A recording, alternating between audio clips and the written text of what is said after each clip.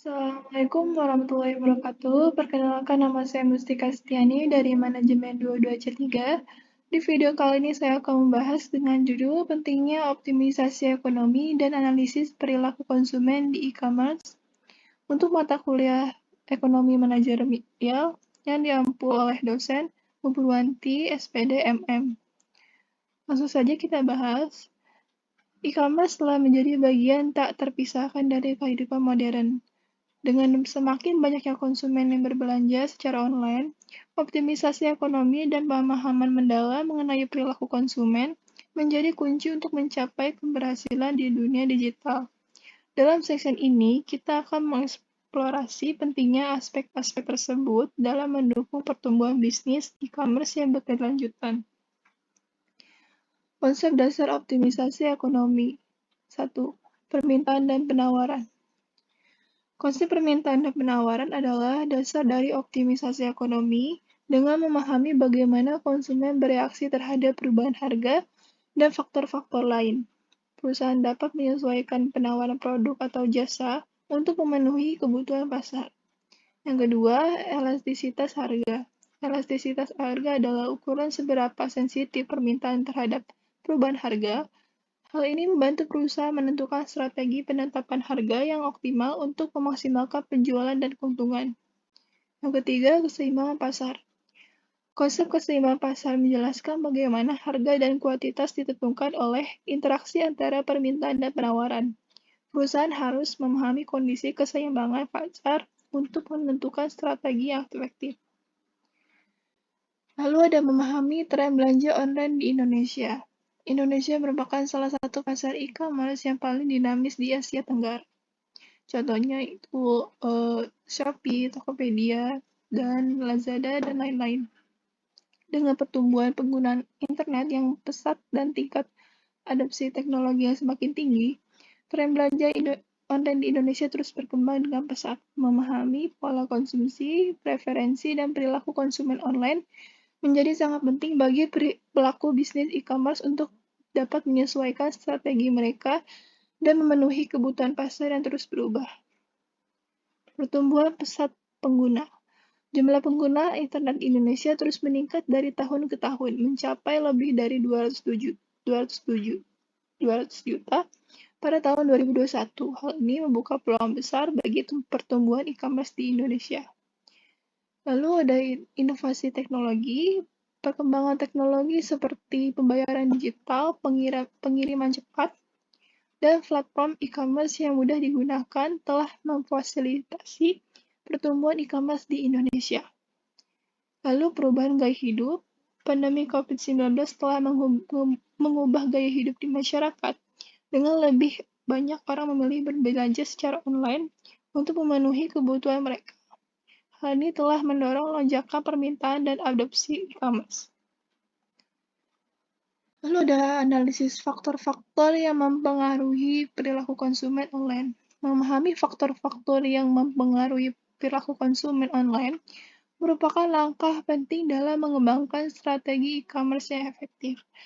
Beberapa faktor utama yang berpengaruh mencakup kemudahan penggunaan, keamanan, harga, kualitas produk, dan reputasi merek. Analisis yang mendalam terhadap preferensi, motivasi, dan proses pengambilan keputusan konsumen dapat membantu pelaku bisnis e-commerce untuk menyesuaikan penawaran mereka dan memberikan pengalaman belanja yang lebih baik. Yang pertama ada faktor pribadi, usia, pendapatan, gaya hidup, dan kepribadian konsumen dapat mempengaruhi preferensi dan perilaku belanja online mereka. Lalu yang kedua ada faktor sosial, rekomendasi dari keluarga, teman, dan ulasan online dapat memainkan peran penting dalam proses pengambilan keputusan konsumen. Yang ketiga ada faktor psikologis, yaitu motivasi, persepsi, pembelajaran, dan sikap konsumen terhadap merek dan produk dapat berdampak signifikan pada perilaku belanja mereka. Lalu ada strategi penetapan harga yang optimal di e-commerce. Penetapan harga yang optimal merupakan salah satu aspek kunci dalam strategi e-commerce yang sukses. Beberapa faktor yang perlu dipertimbangkan termasuk biaya produksi, harga, pesaing, permintaan pasar, dan preferensi konsumen. Dengan menganalisis data penjualan, tren harga, dan perilaku konsumen, Pelaku bisnis e-commerce dapat menetapkan harga yang seimbang antara menarik minat konsumen dan memaksimalkan keuntungan. Yang pertama, fleksibilitas harga. Kemampuan untuk menyesuaikan harga secara dinamis berdasarkan permintaan, musim, dan tren pasar. Yang kedua, analisis kompetitif. Pemantauan harga dan tawaran pesaing untuk menjaga daya saing dan menarik konsumen. Yang ketiga, personalisasi harga. Penawaran harga yang disesuaikan berdasarkan preferensi, reward belanja, dan segmentasi dokumen. Yang terakhir, promosi strategis. Penggunaan diskon, promo, dan penawaran khusus untuk meningkatkan volume penjualan. Lalu ada peran personalisasi dan rekomendasi produk dalam meningkatkan penjualan.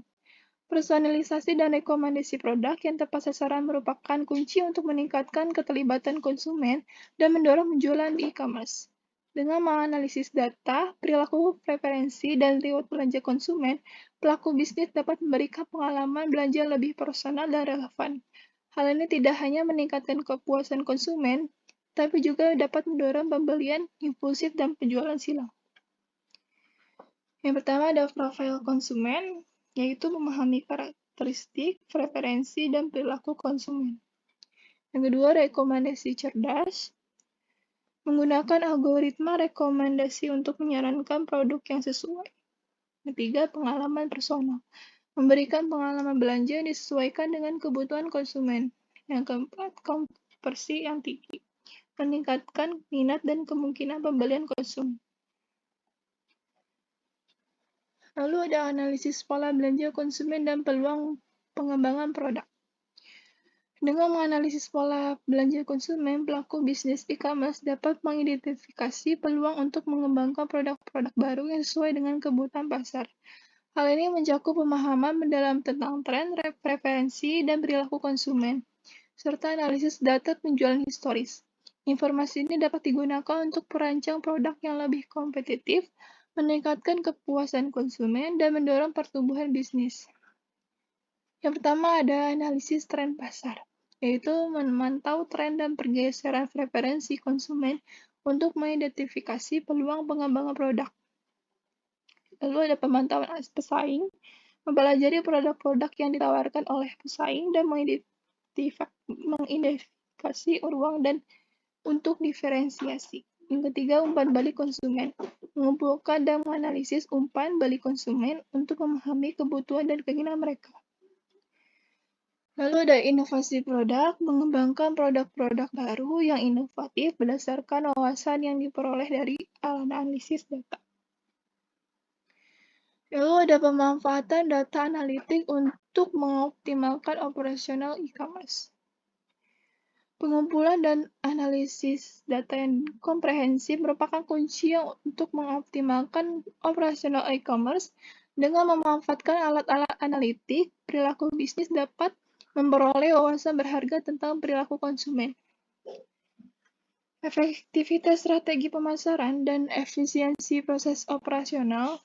Informasi ini dapat digunakan untuk membuat keputusan yang lebih baik, meningkatkan pengalaman belanja konsumen, dan mengoptimalkan alur kerja serta sumber daya yang ada. Yang pertama, pengumpulan data, yaitu mengumpulkan data dari berbagai sumber, termasuk transaksi, aktivitas website, dan interaksi konsumen. Yang kedua, analisis data, menggunakan alat analitik untuk menggali wawasan dari data yang terkumpul. Yang ketiga, pengambilan keputusan, yaitu menerapkan wawasan diperoleh untuk membuat keputusan yang lebih tepat dan efektif. Kesimpulan dan rekomendasi. Dalam era e-commerce semakin kompetitif, optimisasi ekonomi dan pemahaman mendalam tentang perilaku konsumen menjadi faktor kunci bagi keberhasilan bisnis.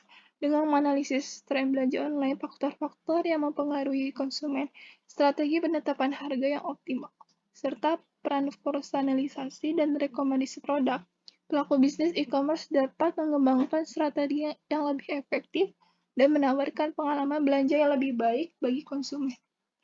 Selain itu, pemanfaatan data analitik dapat membantu mengoptimalkan operasional dan membuat keputusan yang lebih tepat. Dengan menerapkan pendekatan yang komprehensif, pelaku bisnis e-commerce dapat meningkatkan daya saing, meraih pertumbuhan yang berkelanjutan, dan memenuhi kebutuhan konsumen yang terus berubah. Sekian dari penjelasan dari saya. Assalamualaikum warahmatullahi wabarakatuh.